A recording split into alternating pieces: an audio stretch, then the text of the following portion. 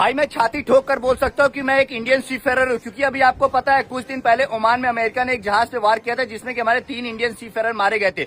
एक तो हमारा चौहान फिटर था जो कि भाई साहब देवरिया के थे, उसके बाद दूसरे हमारे आदित्य शर्मा कैडेट थे और तीसरा हमारे चीफ इंजीनियर थे। फिलहाल अभी आपको बता देते 8 दिन के बाद हमारे दोनों भाई की, देखो एक तो हमारे जो फिटर था उसकी और एक हमारे कैडेट भाई की बॉडी घर आ चुकी है, ओमान से उनके घर पे आ चुकी है। लेकिन आप ये सोचिए हम लोग समुद्र में काम करते हैं, आपको पता है लाखों सीफेरर इंडियंस हमारे समुद्र में काम करते हैं। अच्छा, हम लोग समुद्र में काम करें इससे आप लोग को क्या फायदा है, आप ये मैं आपको समझाता हूँ।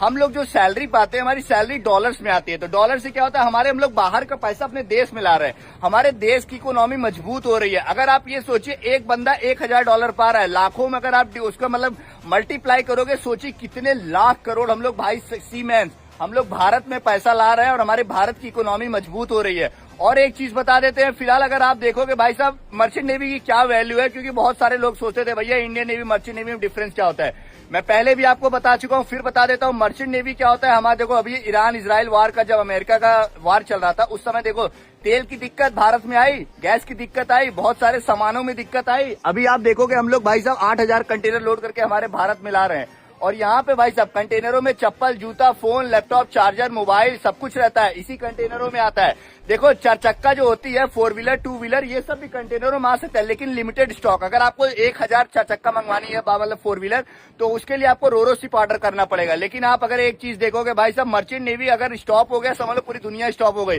चीजें ठप हो जाएंगी, तेल ही नहीं आ पाएगा। और आप यहाँ का मौसम देख सकते हैं, काफी सुहावना मौसम है।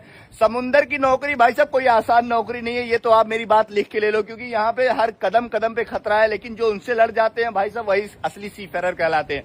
वैसे हमारे 3 भाई जो अभी एक्सपायर हुए हैं उनको दिल से हम लोग यही प्रार्थना करेंगे, आप लोग जहां भी रहिए खुश रहिए, भगवान हमेशा हम लोग का प्यार आशीर्वाद साथ है। आदित्य भाई दिल से बहुत बुरा लगता है, लेकिन क्या करें भाई साहब हम लोग भी मजबूरी में नौकरी कर रहे हैं। अगर इंडिया में नौकरी मिल जाती तो काहे नहीं समुद्र में आते भाई साहब। घर परिवार छोड़ के आपको यहाँ पे लगातार रहना कोई मामूली बात नहीं है, हमारे दिल पत्थर हो चुका है भाई पत्थर।